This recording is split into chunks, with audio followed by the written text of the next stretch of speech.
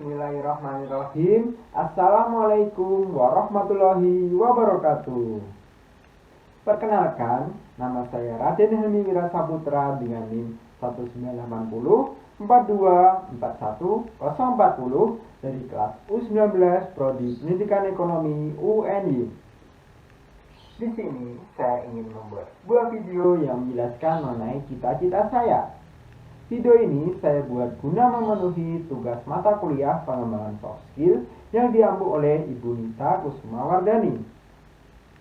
Saya bercita-cita untuk menjadi pegawai negeri sipil, baik itu di Kementerian Keuangan, Kementerian Perhubungan, ataupun Kementerian Pendidikan. Alasan saya ingin menjadi pegawai negeri sipil adalah agar masa depan saya ke depannya lebih terjamin karena mempunyai gaji dan tunjangan yang besar sehingga dapat hidup dengan berkecukupan. Dari gaji tersebut juga ingin saya gunakan untuk mewujudkan keinginan saya, yakni membuat usaha kos-kosan, bus pariwisata, ataupun truk, sehingga dapat menambah pundi-pundi pendapatan saya setiap bulannya. Tetapi, dalam video kali ini saya akan mempraktikkan salah satu cita-cita saya, yakni bekerja di Kementerian Pendidikan. Oleh karena itu, saya akan mempraktikkan bagaimana cara mengajar di kelas dengan menggunakan metode pembelajaran SAFI dengan materi pasar modal untuk semester 2 kelas 11 SMA. Selamat menikmati video saya. Bismillahirrahmanirrahim. Assalamualaikum warahmatullahi wabarakatuh. Selamat pagi saudara-saudara, salam sejahtera untuk kita semua. Mari sebelum kita memulai pelajaran ekonomi pada pagi hari ini, kita awali dengan berdoa menurut agama dan kepercayaan masing-masing. Berdoa dipersilahkan. Ya, cukup. Sebelumnya saya akan mengabsen terlebih dahulu. Siapa yang hari ini berhalangan untuk hadir? Ya, bagus. Ternyata nih. Kalian emang kelas yang sangat rajin, toh. Sebagai penyemangat pagi hari ini, silahkan semuanya berdiri, ayo berdiri dan tirukan saya. Kita akan tepuk semangat dan yang terakhir kita akan bilang gas. Yuk semua berdiri semua. 1, 2, 3. Tepuk semangat. Semangat. Gas. Nah, kita akan masuk ke materi. Bermain di pasar modal. Apakah kalian pernah mendengar istilah tersebut?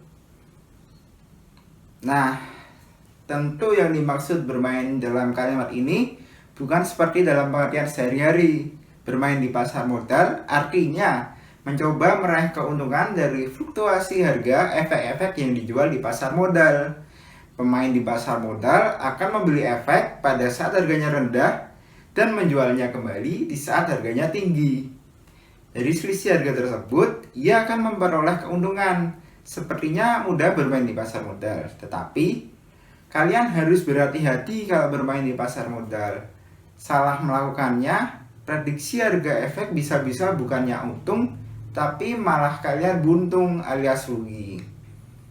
Apakah kalian juga ingin mengambil peruntungan di pasar modal? Nah, kesempatan kali ini sangat terbuka lebar. Namun, agar tidak buntung atau bangkrut, kalian perlu tahu siasat dan kiat-kiat bermain di pasar modal. Untuk itu, kita akan mempelajari materi mengenai pasar modal. Semoga materi ini dapat menambah wawasan kalian dan syukur-syukur kalian dapat ikut terjun ke dalam dunia pasar modal.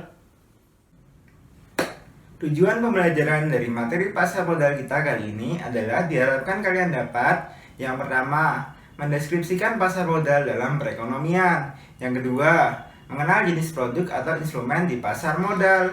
Dan yang ketiga, mendeskripsikan mekanisme kerja dan cara pemilihan berbagai instrumen di pasar modal.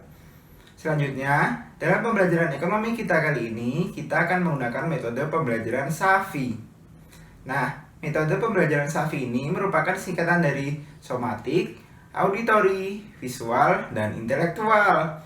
SAFI adalah model pembelajaran yang menekankan bahwa belajar haruslah memanfaatkan semua alat indera yang dimiliki peserta didik. Terdapat 4 unsur dalam metode pembelajaran SAFI, yaitu somatis atau belajar dengan bergerak dan berbuat. Yang kedua, auditori, belajar dengan mendengar dan berbicara. Yang ketiga, visual atau belajar dengan mengamati dan menggambarkan. Dan yang terakhir atau yang keempat adalah intelektual atau belajar memecahkan masalah. Baik, karena kelas kita jumlahnya ada 30 siswa, maka kita akan membagi satu kelas ini menjadi 5 kelompok. Semua siswa diharuskan dapat bergabung dengan siapapun tanpa membeda-bedakan satu dengan yang lainnya. Yang kedua, di saat berkelompok saya harap kalian tidak membuat keributan atau bermain-main. Dan yang ketiga, para anggota kelompok diharapkan dapat bekerja sama dengan baik sehingga hasil yang kalian dapatkan maksimal. Baik, ayo kita mulai berhitung dari 1 sampai 5 untuk membentuk kelompok. Urutan berhitungnya dimulai dari siswa yang duduk di depan sebelah kanan, lanjut ke sebelah kiri, dan belakangnya seterusnya. Kita muter ke belakang gitu hitungnya. Kemudian silakan kalian menyesuaikan diri untuk duduk berkumpul bersama kelompok kalian masing-masing.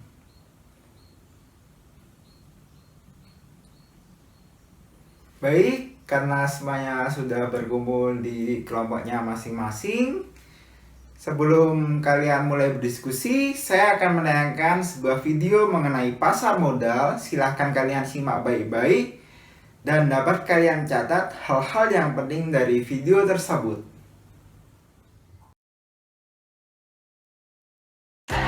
Kalian pernah beli sesuatu kan di pasar tradisional? Kalau iya, berarti kalian udah melakukan transaksi jual beli. Nah, ini nggak ada bedanya sama pasar modal. Di pasar modal juga terjadi kegiatan transaksi jual beli. Tapi yang dijual adalah surat berharga yang diterbitkan perusahaan atau pemerintah yang butuh modal usaha. Selain itu, yang diperdagangkan pun berupa instrumen keuangan yang terdiri dari saham, surat utang, maupun reksadana. Surat berharga lazim disebut efek. Jadi kepikiran. Kalau transaksi di pasar tradisional, kan jelas tuh transaksinya. Langsung sama pedagang, ada pemasok dagangan, pengelola pasar, pihak keamanan sampai yang ngatur dagangannya. Lah, kalau pasar modal? Nah, kalau kita sebagai investor mau transaksi jual beli efek, difasilitasi nih di bursa, atau dikenal PT Bursa Efek Indonesia. Perlu dicatat, kita nggak bisa melakukan transaksi langsung, karena ada broker yang jadi perantara. Selain itu, seluruh transaksi pasar modal dilakukan secara elektronik, atau disebut scriptless trading. Di sini, yang jadi supplier dagangan itu emiten, yaitu perusahaan yang udah go public maupun pemerintah.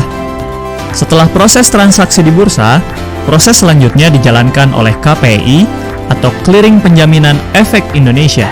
KPI bantu menjaga hak dan kewajiban investor dan memastikan kalau yang jual memang dapat uangnya dan yang beli juga dapat barangnya. Jadi, nggak usah takut, karena transaksi jual beli di bursa ada jaminannya. Terakhir, KSEI atau Kustodian Sentral Efek Indonesia. Semua proses pemindah bukuan dan penyimpanan efek di pasar modal dilakukan oleh KSEI. Ingat ya, barangnya pun bentuknya elektronik dan bisa diperjualbelikan kembali. Sedangkan uangnya akan ditransfer oleh bank yang bekerja sama dengan KSEI selaku bank pembayaran. BI, KPI, dan KSEI disebut juga sebagai SRO atau Self-Regulatory Organization. Nah, biar kegiatan transaksi di pasar modal berjalan dengan baik, harus ada SRO. Seluruh kegiatan transaksinya juga diawasi oleh Otoritas Jasa Keuangan atau OJK. Menarik banget gak sih? Siapapun bisa berinvestasi aman dan nyaman loh. Yuk, mulai jadi investor di pasar modal.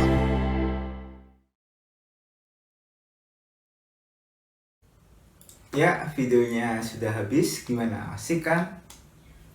Sekarang, kalian tahu gak kalau saat ini tuh dengan uang 100.000 kalian udah bisa loh untuk berinvestasi. kalian dapat menggunakan uang itu untuk membeli saham. Kan keren tuh, kalian belinya apa? Beli saham. Tapi, apa saham itu lebih menguntungkan dari deposito bank? Apa saham itu lebih aman? Lalu, apakah pasar modal kita ini udah ramah dan aman untuk berinvestasi? Nah, untuk mengetahui lebih lanjut, apa itu saham dan investasi lainnya, tugas kalian kali ini adalah mencari penjelasan, kemudian mencatatnya dalam diskusi kelompok kalian mengenai berbagai instrumen yang ada dalam pasar modal, di mana kelompok 1 kalian mendapatkan bagian mengenai saham, kelompok 2 kalian mendapatkan bagian mengenai obligasi, kelompok 3 reksadana, kelompok 4 barang, dan kelompok 5 REIT. Dan silahkan masing-masing kelompok ketika presentasi nanti juga mempraktikkan mengenai langkah-langkah cara membeli instrumen pasar modal yang kalian presentasikan. Kalian dapat berakting sesuai kreativitas kalian. Acting yang bagus ya. Waktu diskusi kelompok kalian 45 menit. Kemudian dilanjutkan presentasi. Waktu diskusi kalian dimulai dari sekarang. Selamat berdiskusi. Ya, baik. Waktu kalian diskusi telah habis.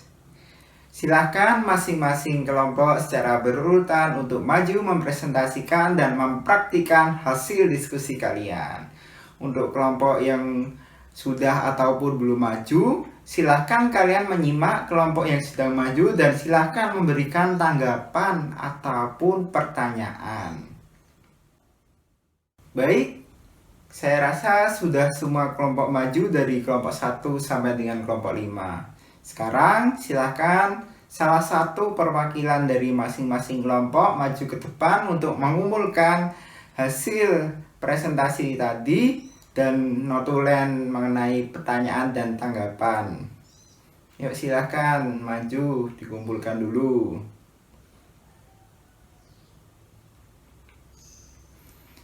Saya rasa presentasi hari ini sudah berjalan dengan baik. Keaktifan kalian juga sangat luar biasa. Banyak yang bertanya maupun berpendapat. Good job. Selalu pertahankan supaya kalian ini bisa menjadi baik dan makin baik ke depannya. Oke, sekarang gantian saya yang akan menjelaskan dan menyampaikan kesimpulan dari materi kita hari ini mengenai pasar modal. Silahkan kalian bisa mencatat penjelasan saya kali ini. Yang pertama, pasar modal adalah pasar yang menampung kegiatan yang berhubungan dengan perdagangan modal, seperti obligasi dan efek. Pasar modal berfungsi menghubungkan investor perusahaan dan institusi pemerintah melalui perdagangan instrumen keuangan jangka panjang. Yang kedua, pasar modal terdiri dari pasar perdana dan pasar sekunder. Yang ketiga, pemain pasar modal adalah pihak-pihak yang melakukan transaksi jual beli di pasar modal. Pemain di pasar modal ini terdiri dari pemain utama dan lembaga penunjang. Pemain utama di pasar modal adalah emiten dan investor. Lembaga penunjang di pasar modal adalah penjamin emisi atau underwriter, penanggung atau guarantor, wali amanat atau trustee, perantara perdagangan efek atau broker pialang. Yang selanjutnya adalah pedagang efek atau dealer, perusahaan surat berharga atau securities company, perusahaan pengelola dana atau investment company, dan biro administrasi efek. Yang keempat, lembaga yang terkait dengan pasar modal adalah pengatur pasar modal, instansi pemerintah, dan lembaga swasta. Yang kelima, lembaga yang bertindak sebagai pengatur pasar modal di Indonesia adalah Badan Pengawas Pasar Modal atau BAPEPAM atas nama Departemen Keuangan. Yang keenam, instansi pemerintah yang terlibat dalam mekanisme pasar modal adalah Badan Koordinasi Penanaman Modal atau BKPM, Departemen Teknis, dan Departemen Kehakiman. Yang ketujuh, lembaga swasta yang terlibat dalam pasar modal adalah notaris, akuntan publik, konsultan hukum, badan penilai atau appraiser, dan konsultan efek atau investment advisor. Yang terakhir, instrumen di pasar modal pada umumnya terdiri dari saham, obligasi, reksadana, dan surat berharga lain seperti waran dan rai. Baiklah, itu tadi kesimpulan dari materi yang kita pelajari hari ini.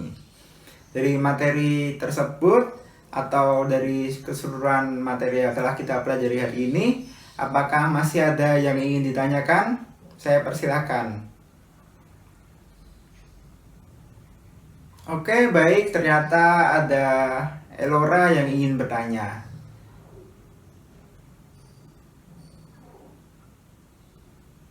Oke, pertanyaannya sangat bagus dan menurut saya sangat berhubungan juga dengan materi kita hari ini. Bagaimana hubungan risiko dan hasil dalam pasar modal? Nah, saya akan menjawab pertanyaan tersebut. Hubungan antara risiko dan hasil dalam pasar modal ini adalah berbanding lurus, di mana jikalau kita menginginkan keuntungan atau biasa disebut capital gain yang besar, maka kita juga mempunyai risiko yang besar pula. Maka dari itu, jikalau kita ingin menjadi seorang investor atau trader khususnya dalam bursa saham, kita harus memahami mengenai analisis teknikal dan fundamental agar kita dapat menentukan momentum yang tepat ketika membeli suatu saham, agar dapat meminimalkan risiko yang ada. Nah, itu jawaban dari saya. Apakah sudah cukup jelas penjelasan dari saya? Oke, baik, terima kasih. Baik, jika sudah tidak ada yang bertanya, sebagai evaluasi saya akan memberikan kalian 2 soal saja, biar kalian tuh gak kerepotan lah atau menjadi beban pikiran. Silakan kalian kerjakan 5-10 menit kemudian dikumpulkan. Pertanyaan yang pertama, siapa saja pemain utama dan lembaga penunjang yang ada di pasar modal? Yang kedua, sebutkan dan jelaskan macam-macam saham dan obligasi yang kalian kenal. Baik, silahkan kalian kerjakan terlebih dahulu. Saya akan menunggu kalian mengerjakan. Oke, sudah 10 menit. Silahkan kalian mengumpulkan jawaban kalian ke depan.